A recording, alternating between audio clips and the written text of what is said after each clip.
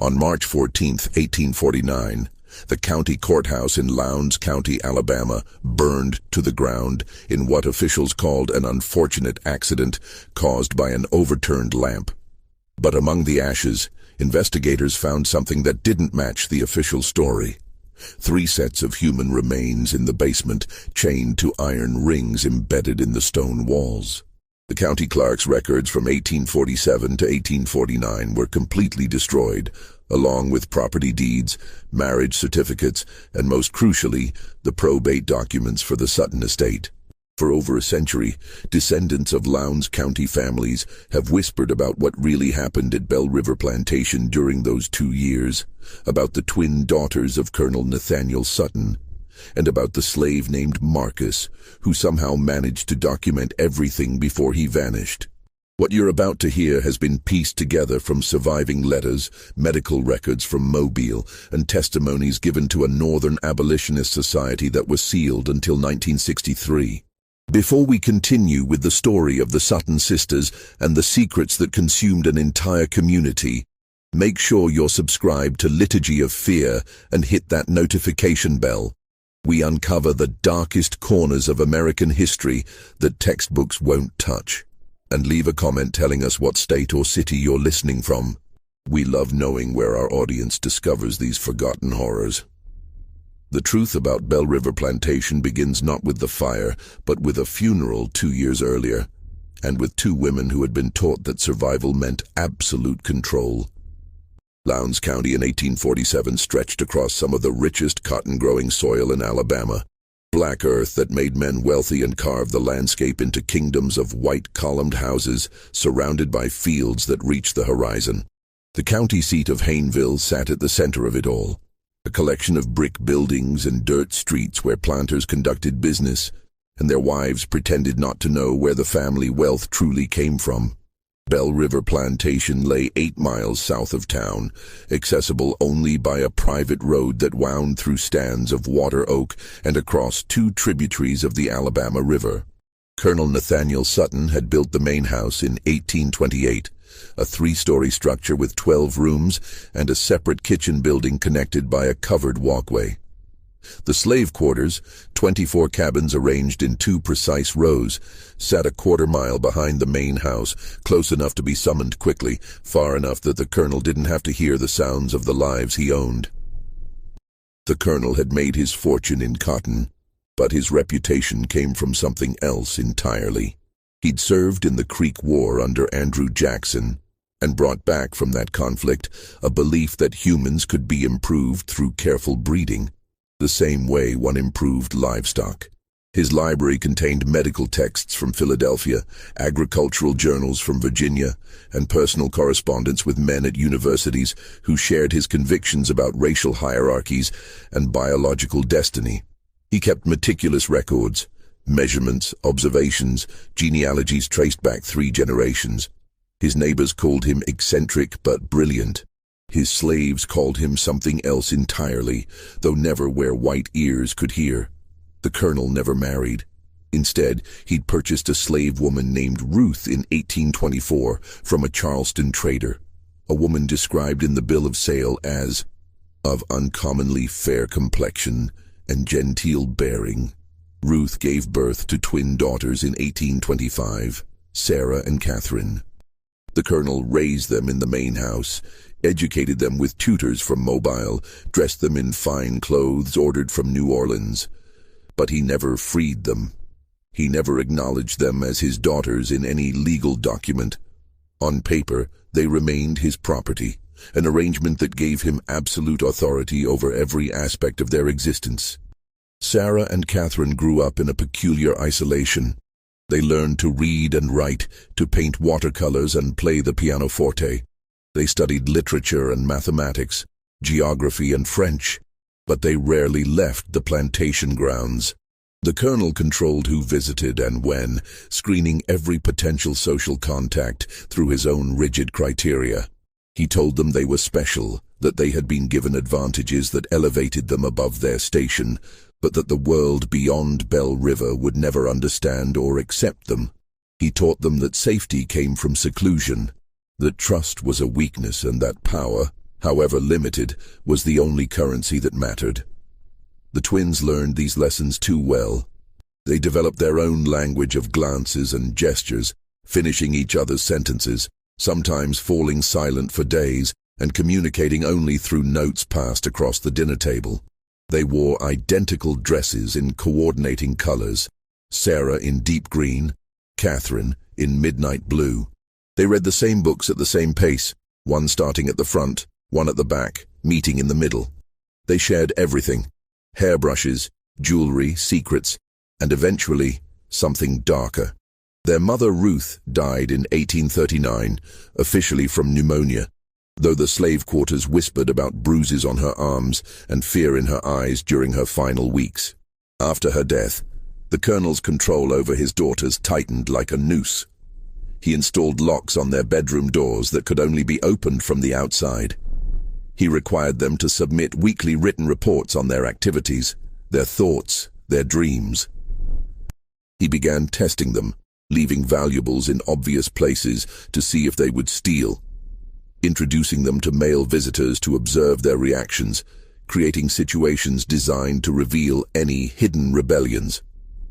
The plantation itself prospered through these years. By 1847, the colonel owned 63 enslaved people whose labor produced 142 bales of cotton annually. He sold his crop through factors in Mobile and invested the profits in more land, more slaves, more books for his ever-growing library.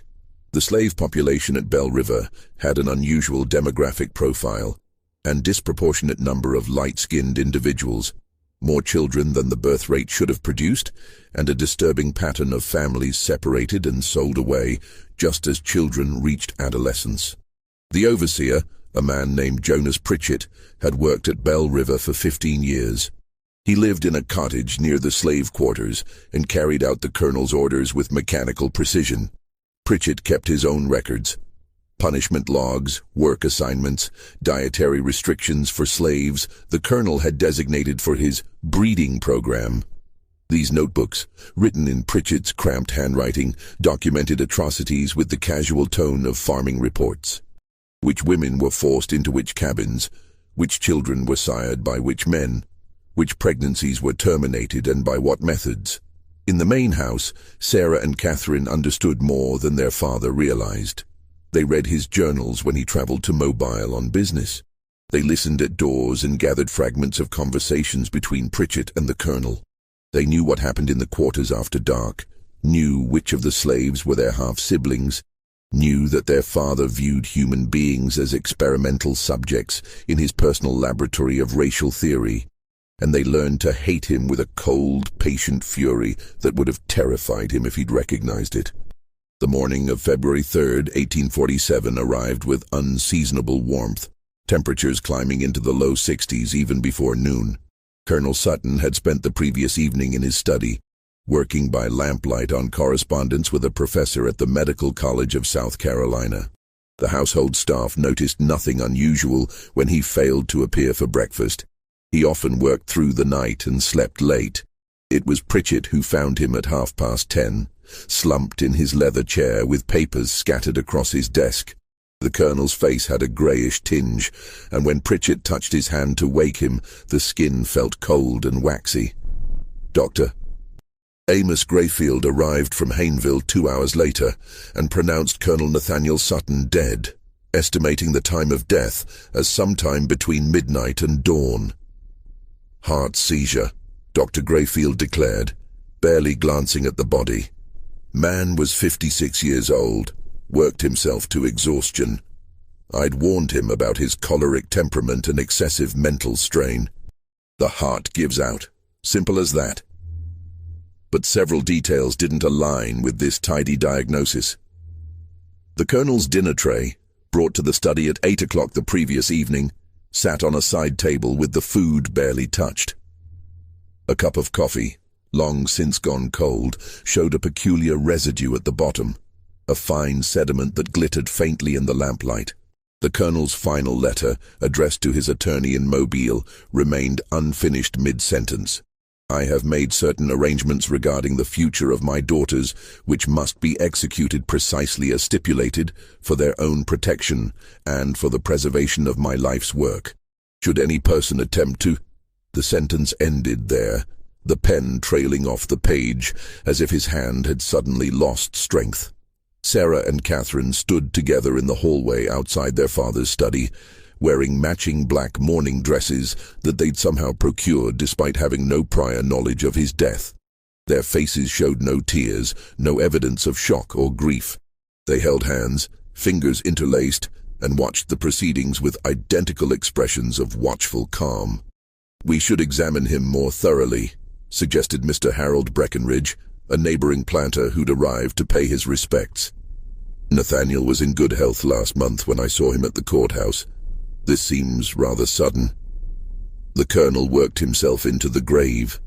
"Doctor," Grayfield snapped, irritated at having his professional judgment questioned. "I've seen it 100 times. The body simply gives out. Now, if you'll excuse me, I need to speak with the daughters about funeral arrangements." But Dr. Grayfield never got that conversation. Sarah addressed him first, her voice perfectly modulated and cold as January rain. "Dr. Grayfield, we appreciate your prompt attendance. The funeral will be held 3 days hence with burial in the family plot. Mr. Jeremiah Osgood, our father's attorney from Mobile, has been summoned and should arrive by tomorrow evening. Until such time as the will is read and the estate settled, Catherine and I will manage the plantation affairs. Pritchett will continue as overseer under our direct supervision." The men in the room exchanged glances. Women didn't manage plantations, certainly not unmarried women barely 22 years old. And there was something else, something they couldn't quite articulate, a sense that Sarah and Catherine had been waiting for this moment, that they'd rehearsed these words and knew exactly how events would unfold. "Now, Miss Sarah," Mr. Breckenridge began in the patronizing tone men reserved for women discussing matters beyond their comprehension, "you can't seriously expect to—" "Our father educated us specifically for this eventuality," Catherine interrupted, her voice a mirror of her sister's. "We understand crop rotation, market factors, the management of field labor. We've studied his methods for years. This plantation will continue to operate at its current level of productivity." What the men didn't know, couldn't know, was that Sarah and Catherine had prepared for this day for months. They'd studied their father's account books, memorized the names and capabilities of every enslaved person on the property, learned which merchants in Hayneville could be manipulated and which needed to be avoided. They'd planned for every contingency except one, the specific contents of their father's will. The funeral took place on February 6th, under gray skies that threatened rain but never delivered. 43 neighbors and business associates attended, gathering in the parlor where the colonel's body lay in a walnut casket lined with white satin. The Reverend Samuel Yates from Hayneville's Presbyterian Church delivered a eulogy that praised the colonel's contributions to Alabama's agricultural prosperity and his devotion to advancing scientific knowledge. Not one enslaved person from Bell River attended the service, though they gathered in the quarters that evening for their own ceremony, a mixture of Christian hymns and older traditions, singing songs that celebrated liberation and the settling of accounts. They kept their voices low, but the sound carried across the fields to where Sarah and Catherine sat on the main house veranda, listening. "They think they're free now," Sarah said softly. "They'll learn differently," Catherine replied. Jeremiah Osgood arrived from Mobile the evening after the funeral, a portly man of 50 with silver hair and the careful manner of someone accustomed to delivering bad news to people who could afford to make his life difficult. He carried a leather satchel containing Colonel Sutton's will and several sealed documents marked for the twins' eyes only. The reading took place in the colonel's study, now thoroughly cleaned of any evidence of his final hours. Sarah and Catherine sat together on a settee, their black mourning dresses rustling slightly as they adjusted their positions. Pritchett stood by the door, uninvited but tolerated, his weathered face expressionless. Osgood opened his satchel and withdrew a thick document bound with black ribbon. Colonel Sutton revised his will on December 12, 1846, less than 2 months before his death. The provisions are unconventional. The document's opening paragraphs were standard: charitable bequests to the Presbyterian Church, personal items distributed to various acquaintances. Then Osgood reached the section concerning the plantation and its inhabitants. To my daughters Sarah and Catherine Sutton, I leave the entirety of Bell River Plantation, including all lands, structures, livestock, equipment, and human property, to be held jointly and equally between them. However, this bequest is conditional upon the following stipulations, which must be satisfied within 24 months of my death. Osgood paused, cleared his throat uncomfortably, and continued. First, both daughters must enter into lawful Christian marriage with men of suitable character and standing, approved by the executor of this estate. Second, both marriages must produce legitimate offspring within the stipulated time frame. Third, the daughters must maintain the plantation at current levels of productivity and demonstrate sound management of its resources. Sarah's hand tightened on Catherine's, their knuckles going white. Should these conditions not be met, Osgood read, his voice dropping lower, Bell River Plantation and all its assets shall be sold at public auction, with proceeds distributed equally among the following charitable institutions. The list included agricultural colleges, medical societies, and organizations dedicated to the advancement of scientific understanding of human populations. The colonel's final attempt to ensure his ideology outlived him. There's more, Osgood said, withdrawing a second document. A private letter to you both. He handed the sealed envelope to Sarah, who broke the wax seal with her thumbnail. Inside, their father's handwriting covered 3 pages of heavy cotton paper. Catherine leaned close, and they read together in silence. The letter explained the colonel's reasoning with chilling clarity. He'd observed their unnatural attachment to each other, their rejection of normal feminine interests in courtship and marriage. He'd concluded that they would never voluntarily separate, never form appropriate alliances with men who could continue his work and properly manage his estate. So he'd created a situation where they had no choice: marry and procreate, or lose everything. But the letter's final paragraph contained something more disturbing. I have made arrangements to ensure you choose wisely. My network of correspondence extends throughout the state and beyond. They will be watching, reporting back on your conduct and your choices. Remember always that you are what I made you, and you cannot escape the fundamental truth of your nature, no matter how you might pretend otherwise. The blood that flows through your veins is both your privilege and your prison. Sarah folded the letter carefully and placed it back in the envelope. When she looked up at Osgood, her expression betrayed nothing. We understand the terms. Who serves as executor? I do, along with Mr. Breckenridge as co-executor. We're charged with approving any marriage proposals and ensuring the conditions are met. 24 months, Catherine said. That gives us until February 1849. Correct. I must say, ladies, your father's provisions are highly irregular. Most attorneys would have counseled against. Our father's mind was entirely his own, Sarah interrupted. We'll comply with his wishes. Now, if you'll excuse us, we have plantation business to attend to. After Osgood left, promising to return in 6 months to assess their progress, the twins remained in the study. They sat in their father's chair, Catherine on the seat, Sarah perched on the armrest, and looked at the walls lined with journals and medical texts, at the ledgers documenting 2 decades of human experimentation disguised as agricultural management. We can't find suitable husbands in 24 months, Catherine said finally.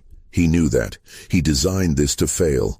Not if we control every variable, Sarah replied. Father taught us that much. He believed humans could be bred like livestock, that every aspect of reproduction could be managed and directed. We'll prove him right, just not the way he intended. What are you suggesting? Sarah stood and moved to their father's desk, pulling open the bottom drawer where he'd kept his most private records. She withdrew a leather-bound journal and flipped it open to a page marked with a silk ribbon.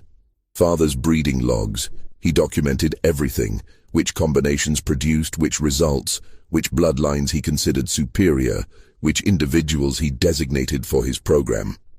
Catherine joined her, reading over her shoulder. The entries were clinical, dehumanizing, describing people as if they were cattle. Purchased male, approximately 25 years, from Williamson Estate. Good teeth, strong back, quick to learn tasks. Letters visible on back indicate prior ownership in Virginia, paired with female number 4. Results: 1 male child, sold 1837. 1 female child, retained for future breeding. He was a monster, Catherine whispered. He was, Sarah agreed. But he was also thorough, and somewhere in these records is the solution to our problem. Over the following weeks, Sarah and Catherine absorbed themselves in their father's documentation. They discovered the full scope of his obsessions: journals spanning 20 years, detailed genealogies, physical measurements, observations on temperament and capability. He'd treated Bell River as a laboratory, its enslaved population as experimental subjects, all in service of his theories about racial hierarchies and human improvement. But within that documentation they found something unexpected: evidence of intelligence, resilience, and resistance among the very people their father had tried to reduce to data points. Slaves who'd taught themselves to read despite prohibitions. Women who'd used herbs and folk knowledge to control their own fertility, quietly subverting the Colonel's breeding program. Men who'd sabotaged equipment and slowed productivity in ways that appeared accidental. Their father had noted these deficiencies without recognizing them as acts of rebellion. One name appeared repeatedly in the later journals, always with annotations of frustration: Ruth, their mother. The Colonel had purchased her expecting a compliant bearer of children for his experiments. Instead, he'd found a woman who resisted him in subtle, persistent ways, teaching her daughters to read when he was away, whispering to them about the life she'd known before slavery, planting seeds of doubt about his absolute authority. "She tried to protect us," Catherine said, tracing her finger over their mother's name in the ledger. "Even when she couldn't save herself." "Then we owe her more than survival," Sarah replied. "We owe her victory." But victory required resources, time, and one more element they didn't yet possess: a man they could control completely, whose presence would satisfy the letter of their father's will while violating its spirit entirely. The solution arrived in late April, though they didn't recognize it immediately. The spring auction in Hayneville drew sellers and buyers from across central Alabama, transforming the courthouse square into a marketplace of human misery. Enslaved people stood on a raised platform, while white men examined them like livestock, checking teeth and muscle tone, asking invasive questions about work history and health. The air smelled of dust and sweat and fear. Sarah and Catherine attended with Pritchett, ostensibly to purchase additional field hands for the expanded acreage they planned to cultivate. They wore black veils, still in mourning, which gave them anonymity in the crowd and allowed them to observe without being observed too closely. The morning sales proceeded predictably. Field workers going to plantation owners, domestic slaves to town families, children torn from parents and sold to different buyers. Then, shortly before noon, something unusual appeared on the auction block. "Next lot," the auctioneer called. "Property of the Granville estate, recently deceased. One male, age approximately 28, name of Marcus. Got his letters, can figure, worked as a house servant and tutor to the Granville children. No history of rebellion, no attempts to run. Starting bid, $1,000. Marcus stood on the platform with straight posture and level gaze, neither defiant nor submissive. He wore clean but worn clothing, and his hands, the hands of someone who worked with ledgers rather than cotton, showed no calluses. His skin was several shades lighter than most of the people sold that morning, suggesting mixed ancestry. But what caught Sarah's attention was something else entirely: the way he scanned the crowd. Not with the defeated resignation she expected, but with calculation, as if he was evaluating potential buyers just as they evaluated him. "Educated slaves a risk," someone in the crowd called out. "Gets ideas above his station. Perfect for a household that needs bookkeeping done," the auctioneer countered. "How many of you can balance your own accounts? Here's a man who can do it for you. Now do I hear 1,000? The bidding opened slowly. Most planters didn't want an educated male slave. Too much potential for trouble, for reading abolitionist newspapers, for forging travel passes. But a few town merchants showed interest, seeing value in someone who could manage their stores or handle correspondence. Sarah leaned close to Pritchett. "Bid." "Miss Sarah, we don't need bid." Pritchett raised his hand. 1,000. 1,200, countered a merchant from Montgomery. 1,300, Pritchett called. The bidding climbed to 1,600 before the Montgomery merchant dropped out, shaking his head at the inflated price for a single male slave, educated or not. Sarah had paid more than market value, a fact that would fuel gossip in the weeks ahead. Marcus was delivered to Bell River 3 days later, walking the 8 miles from Hayneville with his few possessions in a cloth bag. Pritchett met him at the plantation entrance and led him directly to the main house, where Sarah and Catherine waited in the study. "You can read and write," Sarah said. It wasn't a question. "Yes, ma'am." Marcus's voice was educated, careful, revealing nothing of what he might be thinking. "You tutored the Granville children. What did you teach them?" "Reading, writing, arithmetic, some geography and history. Whatever their father requested." Catherine circled him slowly, appraising. "The Granvilles were known abolitionists, Quakers, I believe. They allowed their slaves to be educated?" For the first time, something flickered in Marcus's eyes. Wariness, perhaps, or recognition that this conversation was more complicated than it appeared. "Mr. Granville believed all people possessed souls and minds worthy of development, ma'am." "And you?" Sarah asked. "What do you believe?" "I believe I'm standing in front of 2 women who paid too much for me and who clearly have something specific in mind beyond field labor." The twins exchanged glances. Their father had taught them to view enslaved people as objects, incapable of analysis or autonomous thought. Marcus had just demonstrated both within 30 seconds.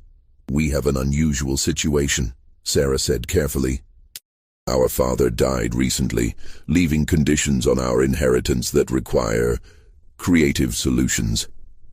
We need someone educated, discreet, and capable of understanding complex arrangements." "What kind of arrangements?" "The kind that must remain private within this household," Catherine replied. "You'll live in the main house, not the quarters. You'll have access to our father's library. You'll be treated well, fed properly, given freedoms that would be extraordinary elsewhere. But in exchange, you'll do exactly what we say, when we say it, without question or hesitation." Marcus was silent for a long moment.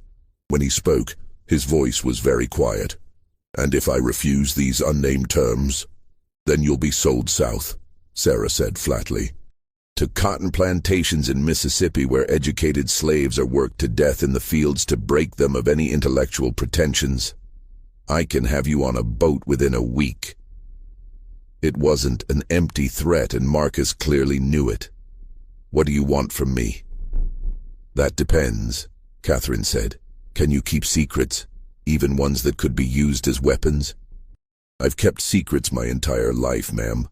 Had to survive." Sarah walked to the window, looking out across the plantation grounds. "Our father's will requires us to marry within 24 months or lose everything.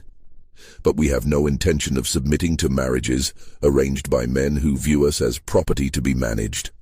So we're going to subvert the terms while technically fulfilling them." "I don't understand." "You will," Catherine said. "But first we need to know if you can be trusted, completely and absolutely." Over the following days, Sarah and Catherine tested Marcus in ways both subtle and overt. They gave him access to their father's library and watched what he read. They asked his opinions on political matters and listened for hints of abolitionist sympathies. They observed how he interacted with the other enslaved people at Bell River, whether he attempted to organize or agitate. Marcus proved remarkably adaptable. He kept to himself, spoke carefully, and demonstrated an intelligence that had clearly been honed through years of navigating dangerous social terrain. He understood that educated slaves existed in a precarious position, valuable enough to be kept, dangerous enough to be feared. What the twins didn't know, couldn't know yet, was that Marcus had his own secrets and his own agenda. The Granvilles had indeed been Quakers with abolitionist leanings. More than that, they'd been part of an informal network that collected testimony from enslaved people about the realities of plantation life. Marcus had spent 5 years documenting atrocities, recording names and dates and details in a coded shorthand he'd developed. When the Granvilles died, both within a week of each other from fever, their relatives had sold off the estate, including Marcus, before anyone could discover the trunk hidden in the root cellar containing years of carefully preserved evidence. Marcus had managed to retrieve his most important notebooks before the sale, hiding them in a hollowed-out Bible that no white person bothered to inspect.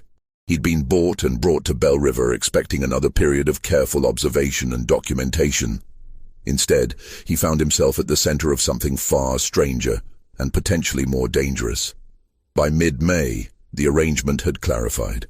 Marcus would serve as the twins' private secretary, managing household accounts and correspondence.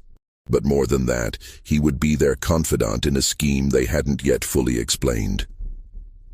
Sarah revealed their plan one evening in early June, after the house slaves had retired to their quarters and the 3 of them were alone in the study. "Our father's will requires us to marry and bear children within 24 months, she began.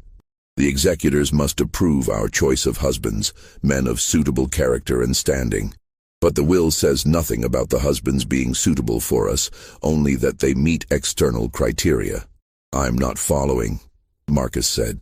Catherine smiled, and there was something almost feral in it. "We're going to marry men we can control completely. Elderly men, or sickly ones, or men desperate enough for the connection to a wealthy plantation that they'll agree to any terms. Men who will give us legal legitimacy without interference in how we run Bell River." "And the children?"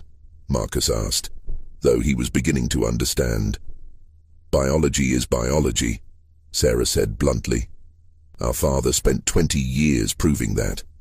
Lineage can be strategically managed. The executors need to see marriages and pregnancies. They don't need to see what happens behind closed doors." The full implications hit Marcus like cold water. They wanted him to father their children, to create the appearance of legitimate heirs, while the twins maintained control through marriages that existed only on paper. "You're asking me to commit an act that could get all of us killed," he said slowly. "If anyone discovered—" "No one will discover," Catherine interrupted. "We control this household completely. The marriages will be arranged carefully. We'll manage every detail, every possible witness, every piece of evidence. You'll be protected." "Protected?" Marcus laughed bitterly. "I'm a slave. There's no protection for me if this fails. You'll be ruined socially, perhaps sent away somewhere. I'll be hanged or burned alive, which is why you'll be motivated to ensure it doesn't fail," Sarah said. "And in exchange, you'll receive something worth the risk." "What could possibly be worth—" "Freedom," Catherine said quietly. "Documented legal freedom. And enough money to go north and start a new life. We'll wait until after the children are born and the estate is secure. Then we'll manumit you, provide funds, and send you away with a cover story that holds up to scrutiny." Marcus looked between them, searching for deception or false promises. "And if I refuse?" "You won't," Sarah said with certainty. "Because you want freedom more than you fear death, and you're smart enough to recognize this as your only real chance." She was right, and he knew it. But there was something else at play, something the twins hadn't considered. Marcus saw in their scheme not just a path to personal freedom, but an opportunity to document and expose the entire system. If he could gather evidence about the Sutton family's secrets, about the Colonel's experiments, about the network of planters and overseers who'd collaborated in decades of atrocities, he could send that information north and strike a blow against the institution that had stolen his life. "I'll do it," he said finally, "on one condition." "You're not in a position to make conditions," Catherine said. "I am, if you want my cooperation rather than my resentful compliance. I want to know everything. Your father's journals, his correspondence, his breeding logs, all of it. If I'm risking my life for this scheme, I deserve to understand the full context." The twins considered this. Giving Marcus unrestricted access to their father's papers was dangerous, but refusing might create exactly the resentful compliance he'd mentioned. "Agreed," Sarah said. "But you'll study them here, in this room under our supervision. Nothing leaves this house." Acceptable. What none of them said aloud was that they'd each just made a bargain with someone they didn't fully trust, gambling their futures on a deception so audacious it could only succeed if every element aligned perfectly. And in Lowndes County, Alabama in 1847, perfection was in very short supply. Aumento de tensión. The summer months brought oppressive heat to Bell River, the kind that made the air thick as syrup and turned every physical task into an ordeal. But inside the main house, behind closed shutters and drawn curtains, a different kind of pressure built. Sarah and Catherine began their search for suitable husbands with the cold calculation their father had taught them. They needed men who met the executor's criteria for character and standing, while being vulnerable enough to manipulate. They compiled a list from Osgood's suggestions and their own observations of Lowndes County society. The first candidate was Mr. Edmund Varley, a 68-year-old widower whose cotton operation had struggled since his sons moved west to seek opportunities in Texas. Varley had been a friend of the Colonel's and expressed immediate interest when approached about a potential match with one of the twins. "A beautiful opportunity," he declared during his first visit to Bell River in July, his watery eyes roaming over Catherine with an expression that made her skin crawl. "Union of two fine properties, continuation of your father's legacy. I'd be honored to guide you through the complexities of plantation management." Catherine smiled and said nothing. After Varley left, she scrubbed her hands raw in the wash basin as if she could remove the memory of his palm on her arm during the tour of the grounds. "He'll do," Sarah said clinically. "He's desperate to restore his reputation after last year's failed crop. He'll agree to any prenuptial terms to secure the connection." "I can't," Catherine whispered. "Sarah, I can't let him touch me." "He won't. That's the point. The marriage is legal fiction. Marcus fathers the child, Varley gets credit, and we maintain control." But arranging two such marriages proved more complex than anticipated. The executors, particularly Breckinridge, had strong opinions about suitable matches. When Sarah suggested she might marry a merchant from Mobile, a man of 42 with moderate success in the cotton trade, Breckinridge rejected him immediately. "Unsuitable background," he declared. "Your father intended you to marry into established planter families, not commercial classes. The man's grandfather was an indentured servant, for God's sake." The twins pushed back, arguing that the will's language didn't specify planter families, only men of suitable character and standing. But Breckinridge held firm, threatening to petition the courts to clarify the will's intent if they continued pushing inappropriate candidates. "He's trying to force us into marriages that benefit him," Sarah fumed after one particularly contentious meeting. "He has sons, you realize. He's probably angling to marry one of us off to his own family." While the marriage negotiations dragged on, Marcus immersed himself in Colonel Sutton's papers. What he found there exceeded his worst expectations. The Colonel's breeding program had operated for 2 decades with systematic brutality. He'd forced specific pairings, sold away children who didn't meet his criteria, and separated families with no consideration for human bonds. He documented everything in clinical language that dehumanized people into data points. Female number 7 shows resistance to breeding assignments. Recommend increased discipline and isolation to induce compliance. But the journals also contained something else, evidence of a network. The colonel hadn't worked in isolation. He corresponded with other planters, with medical professionals, with academics at southern universities. They exchanged research findings, compared methodologies, and discussed ways to advance their theories about racial hierarchies and human improvement. Marcus began making careful copies of the most damning entries, using paper Sarah provided for household accounts and writing late at night when the twins had retired. He developed a system for hiding his copied pages inside a hollowed-out section of his mattress, building a secret archive that would eventually travel north. But he also began to notice something the twins didn't mention: the pattern of illness among Bellriver's enslaved population. In late July, 3 women in the quarters developed symptoms: lesions, fever, progressive weakness.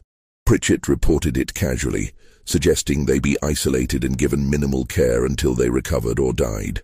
But Marcus had read the colonel's private medical notes and recognized what he was seeing: syphilis. The colonel had infected multiple women, either deliberately as part of his research or through his systematic sexual abuse. Now the disease was spreading through the quarters, passed between couples, transmitted from mothers to infants. Marcus brought his findings to Sarah and Catherine one evening, laying out the medical texts he'd found with their father's annotations. Your father gave them syphilis. Either he contracted it himself and spread it, or he exposed them deliberately. The journals suggest both. And it's killing them. Catherine's face went pale. How many? At least 7 showing symptoms now, but syphilis can remain dormant for years. There's no way to know how many are infected without proper medical examination, and even then. He trailed off, the futility evident. Sarah stood abruptly and walked to the window, her back rigid. Can it be treated? Mercury treatments sometimes, but they're almost as dangerous as the disease itself, and expensive, and would require a doctor willing to treat enslaved people properly, which... Marcus didn't need to finish that sentence either. Do it anyway, Sarah said without turning around. Purchase whatever medicines are needed from Mobile. Have Dr. Grayfield come out, and if he refuses to treat them adequately, find someone who will. Miss Sarah, the cost... I don't care about the cost. Our father did this. We're not going to let them die from his depravity. It was the first crack in the facade Marcus had seen, the first indication that the twins might be motivated by something beyond self-preservation. He filed it away as valuable intelligence. Dr. Grayfield arrived 2 days later, irritated at being summoned to treat slaves. He examined the sick women with barely concealed disgust, confirmed the diagnosis, and prescribed mercury treatments with the cheerful confidence of someone who didn't particularly care whether the patient survived. Course of treatment takes months, he said, washing his hands in the basin a house servant provided. Can't guarantee results. Frankly, might be more economical to just isolate them and let nature take its course. Replace them with healthy stock. We'll take your prescription, Catherine said coldly, and we'll need you to examine the entire slave population. Everyone. Identify all potential cases. Grayfield's eyebrows rose. That's 40+ people. The expense is ours to bear. When can you begin? The examinations took place over 3 days in August, conducted in a cabin Pritchett cleared for the purpose. Grayfield worked with mechanical efficiency, noting symptoms in a ledger and dispensing diagnoses with the bedside manner of a livestock inspector. The final count was worse than Marcus had feared. 14 confirmed cases, another 8 probables. Nearly a third of Bell River's enslaved population had been infected by the colonel's systematic abuse. Sarah and Catherine absorbed this information in silence. Then Sarah made a decision that would have shocked their father and confused their neighbors. We're treating all of them, she announced. Purchase the mercury, the bandages, whatever's needed. Improved rations for the sick. They need strength to survive the treatment. Reduced work quotas. And Marcus, you'll oversee the treatments. Keep detailed records of who receives what and their progress. Miss Sarah, Pritchett objected, this is going to cost thousands of dollars and reduce productivity significantly. Your father would never. Our father did this to them, Catherine interrupted. "We're correcting his damage. The expense is irrelevant." What the twins didn't articulate, even to each other, was the complex motivation behind their decision. Partly it was pragmatic. Dead slaves couldn't work, and the plantation's value depended on its labor force. Partly it was guilt, recognizing their complicity in their father's system even as his victims. But partly it was something else, something neither wanted to examine too closely. The recognition that their father's greatest crime wasn't the specific atrocities he'd committed, but the fundamental belief that other people existed only as instruments for his purposes. They'd been raised to think the same way. Now, confronted with the human cost of that worldview, they were being forced to choose what kind of people they would become. Marcus watched these developments with growing confusion. He'd expected to find monsters at Bell River, people who viewed him as less than human. Instead, he'd found two women who'd been made into something twisted by their father's abuse, who were now struggling to untangle their own humanity from the poison he'd fed them. It didn't make them allies. It didn't mean he trusted them. But it complicated his simple narrative of oppressor, and oppressed in ways that made his documentation more difficult. While Marcus grappled with moral complexity, the marriage negotiations reached a crisis point. In September, Breckenridge arrived at Bell River with a proposal. His nephew, Thomas Breckenridge, age 34, recently returned from New Orleans, where his cotton brokerage had failed due to what was delicately termed unfortunate investments. Thomas needed a fresh start and a wealthy connection. Sarah needed a husband the executors would approve. "Perfect match," Breckenridge declared, having already decided the matter. "Thomas has impeccable breeding, understands plantation management, and will provide the steady male guidance you require." Sarah met Thomas twice before reaching her conclusion. He was weak, vain, and deeply in debt, which made him perfect for her purposes. "I'll agree to the match," she told Breckenridge, "under specific conditions. A prenuptial contract giving me sole management of Bell River. Thomas receives an annual income but no decision-making authority over plantation operations, and the marriage doesn't take place until my sister's match is also arranged. Those terms are highly irregular. Those terms are non-negotiable. Thomas is desperate enough to agree. We both know it." Breckenridge sputtered but couldn't argue with the assessment.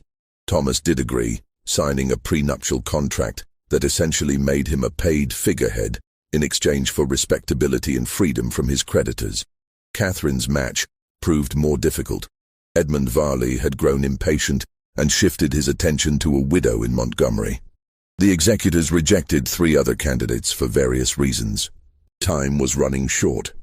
They had until February 1849, and it was already October 1847. Then Catherine made a suggestion that changed everything. "What if I don't marry at all?" Sarah looked up from the ledgers they'd been reviewing. "The will requires both of us. The will requires both of us to marry within 24 months. It says nothing about remaining married. I could marry, become pregnant, and then accidents happen, especially to sickly husbands." The room fell silent. Marcus, sitting at the desk where he'd been copying correspondence, felt ice water run down his spine. "You're suggesting murder," he said quietly. "I'm suggesting that we fulfill the letter of Father's will through whatever means necessary," Catherine replied. "He never specified the husbands had to survive." "Catherine," Sarah began, "don't pretend you haven't thought about it. Thomas Breckenridge is going to be a problem. He's weak but not stupid. Once you're married, he'll try to assert authority, pregnancy or not. Men like that always do. They can't help themselves." Sarah didn't argue, which was answer enough. Marcus understood in that moment that he'd badly miscalculated. He'd thought the twins were victims of their circumstances, trapped women trying to escape their father's control through desperate means. But they were their father's daughters in ways that went deeper than blood. They'd learned to view people as obstacles to be managed or removed. "If you're planning to kill anyone," he said carefully, "I want no part of it. That's not what I agreed to." You agreed to do what we say, Catherine reminded him. And you'll keep doing it because the alternative is being sold south, remember? Then sell me south. I won't be party to murder. The twins exchanged glances. Sarah spoke first, her voice softer. Catherine's talking theoretically. We're not planning to kill anyone, but she's right that we need to consider all possibilities. This situation is more complicated than we anticipated. Marcus didn't believe her, but he also recognized he had no good options. If he refused to cooperate, they could indeed sell him away, and his documentation would be lost. If he reported their plans to authorities, he'd be dismissed, a slave's word against white women's, and likely executed for daring to make accusations. So he did what enslaved people had always done. He nodded, agreed, and began planning how to protect himself when the inevitable violence came. November brought the first frost and a new development. Sarah's wedding to Thomas Breckenridge was scheduled for December 15th. The ceremony would take place at Bell River, with Reverend Yates officiating. Catherine would serve as maid of honor. The executors would attend to witness the fulfillment of the first condition. But behind the wedding preparations, darker plans took shape. Sarah and Marcus began their physical relationship in early November, clinical encounters that took place in the locked study after Catherine retired. Sarah approached it with the same cold efficiency she applied to plantation management. This was reproduction, not intimacy, a biological function necessary to achieve a goal. Marcus found it profoundly disturbing, not because of the racial taboo they were violating, though that danger hovered over every encounter, but because of the emotional emptiness of it, the way Sarah could separate physical acts from human connection so completely. "My father did this to dozens of women," she said one night afterward as they lay apart on the study floor. "Forced them into exactly this situation. And I swore I'd never be like him. Yet here I am." "You're not forcing me," Marcus said, though it wasn't entirely true. The threat of being sold south hung over everything. "Aren't I? You're enslaved. By definition, you can't consent. I tell myself this is different because I'm offering you freedom afterward. Because we're partners in this deception. But we're not partners. I own you. There's no consent possible in that dynamic." It was the most honest thing she'd said to him, and it made everything worse because it meant she understood exactly what she was doing and did it anyway. By mid-November, Sarah was pregnant. Dr. Grayfield confirmed it during a visit to check on the syphilis treatments. The executors were delighted. One condition satisfied, one more to go. Thomas Breckenridge, who'd arrived at Bell River 2 weeks earlier to prepare for the wedding, accepted the news with the oblivious pleasure of a man who believed his own virility explained everything. Catherine's situation remained unresolved. She'd rejected 6 potential husbands, frustrating the executors and running the calendar dangerously close to the deadline. Then, in early December, she made an announcement. "I've found someone acceptable, Mr. Lawrence Kemper, widower, age 51, with a small plantation in Wilcox County. Moderate means respectable reputation, no children from his first marriage. I'll need to meet him," Breckenridge said. "Of course, he'll visit next week." Lawrence Kemper arrived on December 8th. A thin, nervous man with graying hair and a persistent cough that suggested consumption. He spoke little, deferred to Catherine constantly, and seemed pathetically grateful for her attention. "He's perfect," Catherine told Marcus after Kemper had left, dying slowly, desperate for companionship, and too weak to assert any authority.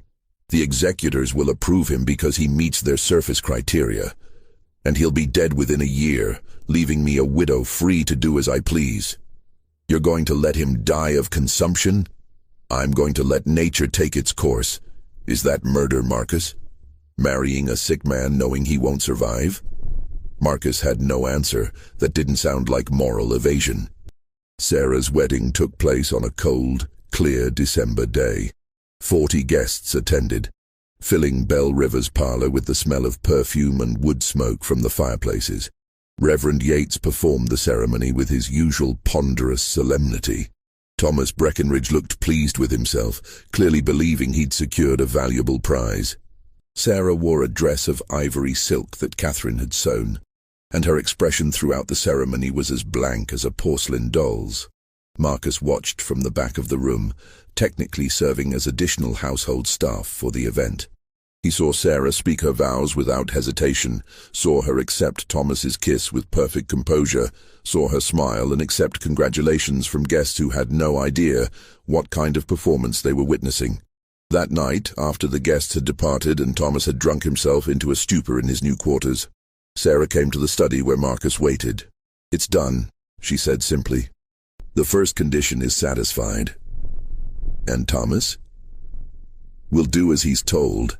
I made that very clear during our wedding night conversation. He gets a comfortable life, an annual income, and the appearance of authority. In exchange, he stays out of my way and doesn't ask questions about how this plantation operates." He agreed to that. He agreed to avoid being exposed as a fraud who embezzled from his business partners in New Orleans. "I purchased his cooperation with threats, Marcus, the same way I purchased yours. I'm my father's daughter, remember?" The bitterness in her voice was new, and Marcus recognized it as dangerous. Sarah was beginning to hate herself for what she was becoming, which meant she might do something unpredictable to prove she was different from her father, or something terrible to prove she didn't care. Catherine's wedding was scheduled for January 20th, 1848. The executors approved Lawrence Kemper after minimal scrutiny. His background checked out, his property holdings were legitimate, and his desperate eagerness to remarry blinded them to any potential issues. But in the weeks between the two weddings, something shifted at Belle River. The house staff began whispering about arguments between the twins, raised voices behind closed doors. Pritchett reported that both women seemed distracted, making decisions about plantation management and then countermanding them hours later. Marcus knew what was happening. The strain of maintaining their deception, combined with Sarah's growing self-loathing and Catherine's increasingly cold calculation, was fracturing their previously united front. It came to a head the night before Catherine's wedding.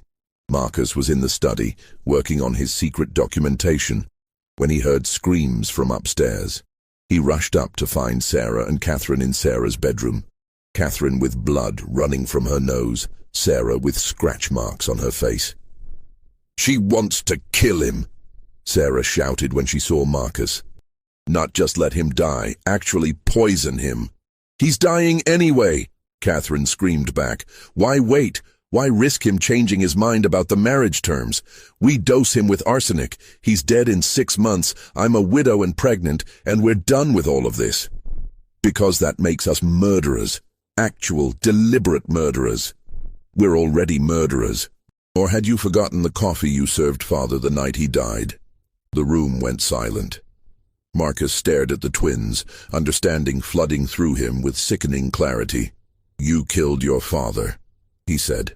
Sarah sank onto the bed, her face in her hands.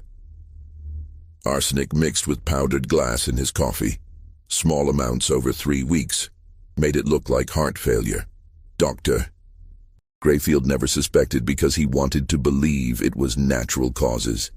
"We had to," Catherine said, her voice defiant. "He was going to sell Marcus and 3 other slaves to a trader from Mississippi.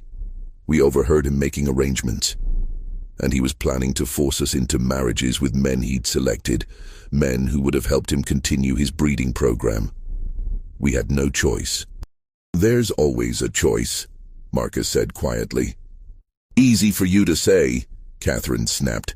"You're not trapped in a cage built by a man who viewed you as a biological experiment. I'm trapped in a cage too, just a different kind, and I've never killed anyone to escape it." The argument might have continued, but they heard footsteps on the stairs. Thomas, stumbling drunkenly toward his wife's bedroom. The 3 conspirators fell silent, listening to him curse as he fumbled with the door handle, then give up and shuffle away. After he'd gone, Sarah spoke quietly. "We can't do this again. Catherine, if you poison Lawrence, it's over. Someone will notice. Someone will investigate. And all of this, The plantation, our freedom, Marcus's documentation, all of it will be destroyed. Then what do you suggest? We're running out of time. We wait. We let nature take its course with Lawrence. We endure. And when it's finally over, when we've satisfied Father's conditions and secured the inheritance, then we decide who we want to be. Catherine didn't answer immediately. When she did, her voice was tired. I don't know if I can endure anymore. I don't know if there's anything left of me to save. Marcus, watching them, realized he'd been documenting the wrong story. He'd focused on the Colonel's atrocities, the systematic abuse, the breeding program. But the real horror of Bell River wasn't what had been done to enslaved people, though that was horror enough. It was what had been done to the twins themselves, the way their father had twisted them into weapons and then aimed them at each other. They were victims and perpetrators simultaneously, trapped in roles they hadn't chosen, but were now performing with increasing desperation. And Marcus was trapped with them, his own survival dependent on a scheme that seemed more likely every day to end in catastrophic violence. Catherine's wedding to Lawrence Kemper took place on January 20th, 1848, a smaller affair with only 20 guests. Kemper looked skeletal, his cough worsening in the January cold. He needed Catherine's support to walk to the parlor where Reverend Yates waited. The ceremony lasted 12 minutes. When Yates pronounced them married, Kemper attempted to kiss his bride but was seized by a coughing fit that left blood on his handkerchief. Consumption's got him good, Dr. Grayfield muttered to Breckenridge. Give him 6 months, maybe less. Lawrence Kemper moved into Bell River that evening, taking a bedroom far from Catherine's. He seemed pathetically grateful for every small kindness, thanking servants repeatedly for bringing him water and stoking his fire. Catherine and Marcus began their encounters in early February. Unlike Sarah's bitter honesty, Catherine treated it as another transaction to be completed efficiently. She scheduled specific times and afterward left without conversation. By March, Catherine was pregnant. Lawrence Kemper, confined to his bed by worsening illness, accepted the news with confused pleasure. Thank God, he wheezed. You'll have something to remember me by. The executors visited in April to verify both pregnancies. They found everything in order. Both twins married, both pregnant, cotton production maintained. Breckenridge pronounced himself satisfied. Meanwhile, Marcus spent his nights documenting everything. He now had evidence of the Colonel's breeding program, the syphilis epidemic, the poisoning, and the marriage scheme. But he still couldn't figure out how to get the documents north without being caught. In May, a traveling preacher named Jacob Sturgis arrived, claiming to collect missionary donations. During dinner, Sturgis mentioned spending time in Philadelphia. Marcus caught the emphasis, a known abolitionist center. He made a small hand gesture, a sign used by Underground Railroad operatives. Sturgis paused mid-sentence, his eyes flickering to Marcus, then continued without missing a beat. Later, Marcus approached him near the stable. I have documents. Evidence of crimes. It needs to reach Philadelphia. After consideration, Sturgis agreed. Marcus spent 10 days copying his most crucial documentation onto thin paper, writing in microscopic hand. He documented the Colonel's experiments, the forced breeding, the syphilis epidemic, the poisoning, and his own role in the twins' scheme. He enlisted Isaiah, a field worker, to deliver the documents to Sturgis in Selma. 2 weeks later, Isaiah returned, confirming delivery. Marcus felt simultaneously liberated and terrified. The evidence now existed beyond the twins' control. But if discovered, he was a dead man. Summer brought mounting tension. Sarah's pregnancy advanced normally, though she grew increasingly withdrawn. Thomas Breckenridge took to drinking heavily. Lawrence Kemper lingered in his sick room, attended by patient servants. Then Sarah began visiting Lawrence, bringing him books. He'd been a teacher once, he explained. Before inheriting a plantation, he'd never learned to manage properly. I'm just a school teacher who wanted to read books, he said weakly. Is that so terrible? Sarah had no answer. On August 17, 1848, Lawrence Kemper died in his sleep from consumption. He was buried 3 days later, his brief presence memorialized with a simple headstone.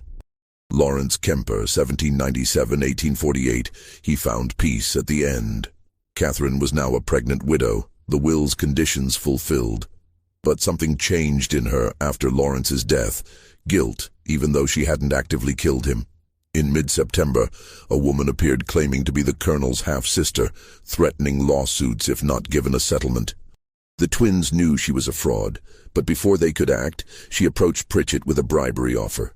Pritchett reported it immediately. Armed with this evidence, the twins confronted the fraud and her lawyer in Hayneville. The meeting was brief and brutal. They left Alabama within 24 hours.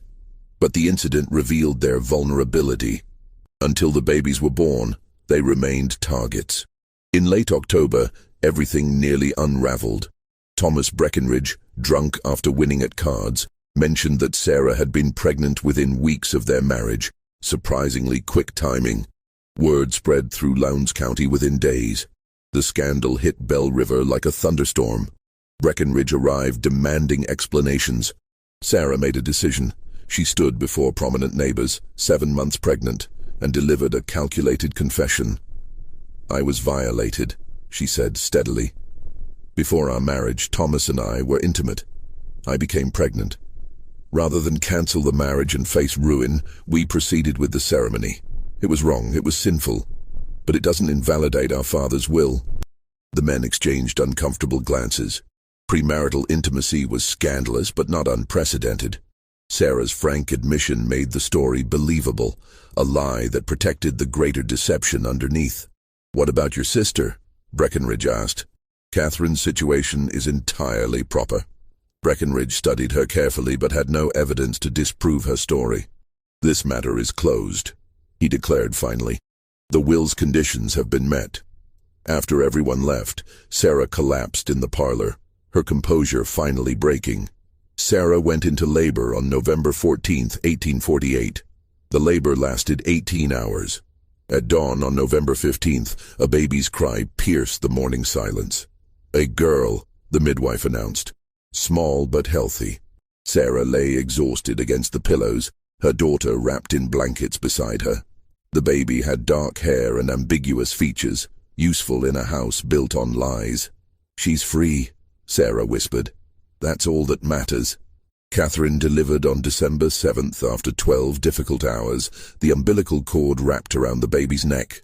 The midwife worked with calm efficiency until a weak cry confirmed survival. "Another girl," she said. "She's a fighter." Catherine looked at her daughter, darker than Sarah's child, with features requiring careful explanation.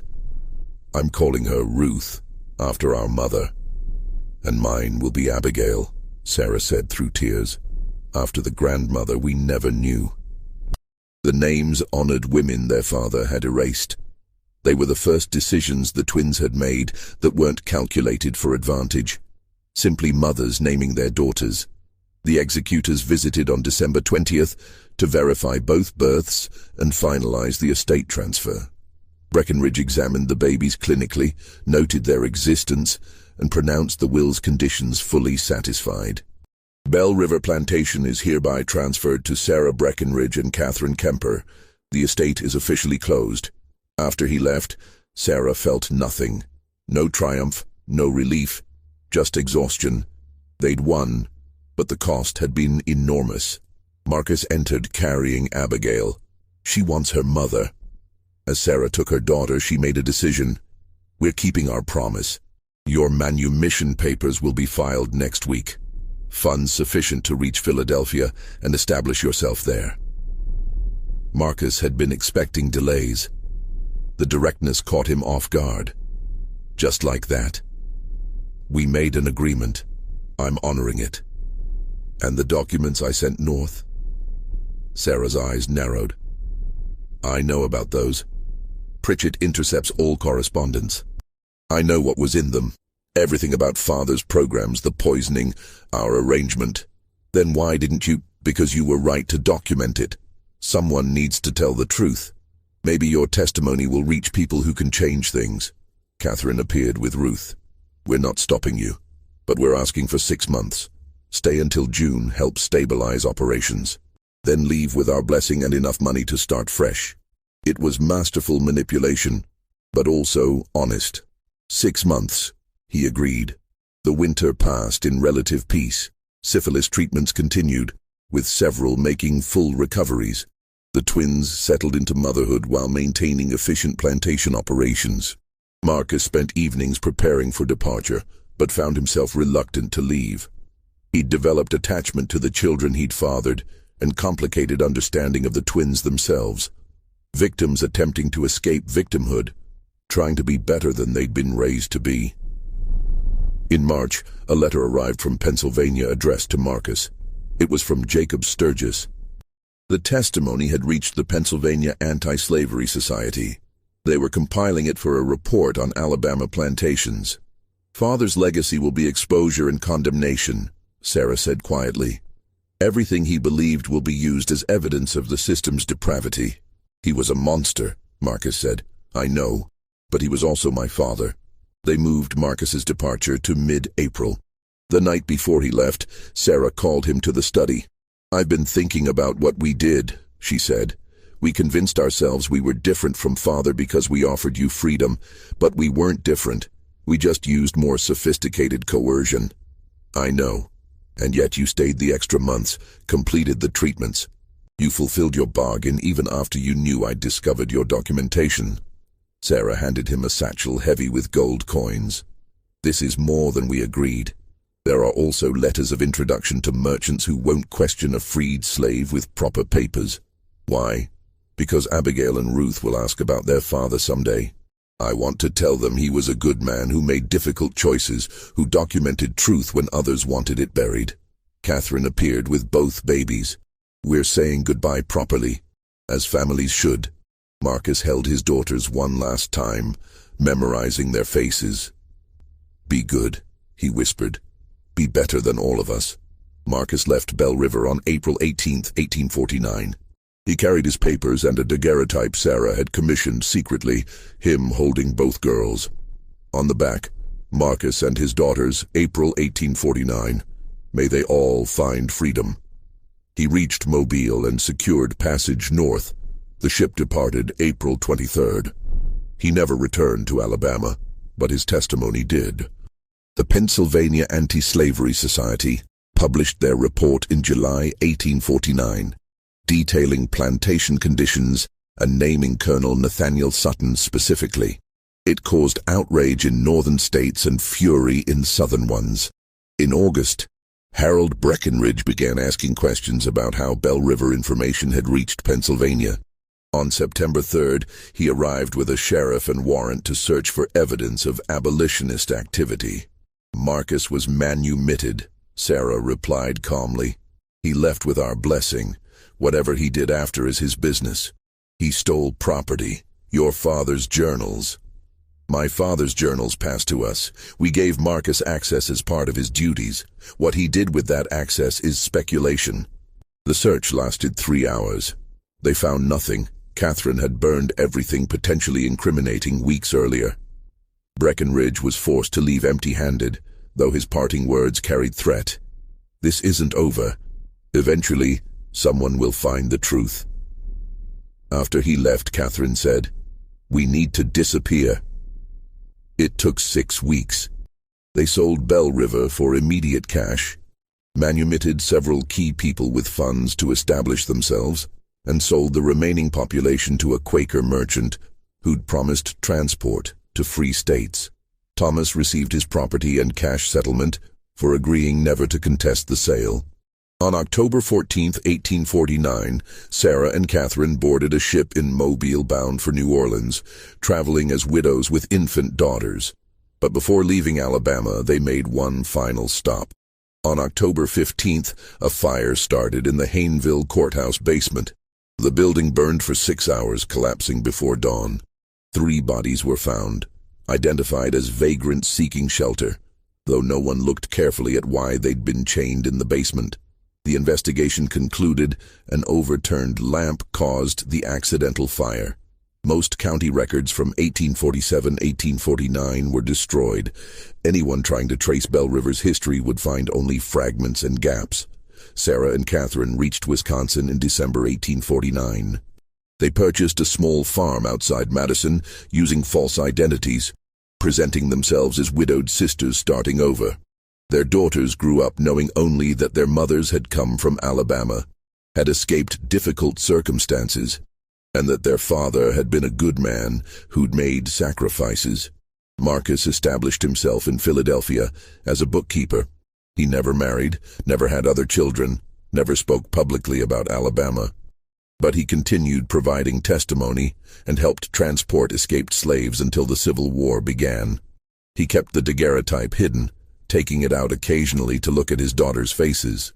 In 1863, a Union lieutenant discovered a sealed trunk in Belle River's ruins containing journals and breeding logs that confirmed everything in the report and added new horrors. The documents became part of the case for why slavery needed complete abolition. Colonel Nathaniel Sutton's legacy became exactly what his daughters predicted: exposure, condemnation, evidence of systematic evil. But the full truth about Sarah and Catherine, about Marcus and the children, remained hidden in burned records and carefully constructed lies. The courthouse fire was never solved, the bodies never identified, the documents never recovered. And the truth about the Alabama twin sisters who shared one male slave between them until they both got pregnant remained buried in ash and silence for over a century. Some historians claim the story is fabricated, that no records exist to support the alleged events. Others point to the Pennsylvania Anti-Slavery Society's report and argue that where there's documentation, there's truth. But perhaps it doesn't matter whether every detail is verifiable.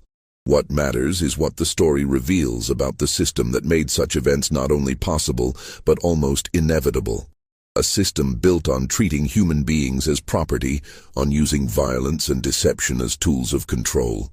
The Sutton twins, if they existed, were both victims and perpetrators. Marcus, if he lived, was both collaborator and resistance fighter. The children inherited a legacy of trauma and survival, guilt and resilience. And the rest of us inherit the responsibility to remember, to examine, and to ensure that the conditions that created such horrors never exist again. What do you think of this story?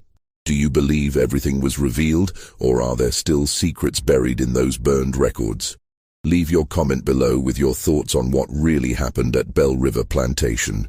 If you enjoyed this tale and want more dark mysteries from forgotten American history, subscribe to Liturgy of Fear, hit that notification bell, and share this video with someone who appreciates the disturbing truths hidden in our past. The next story might be even more unsettling than this one. Until then, remember that history's darkest chapters are often the ones people tried hardest to erase.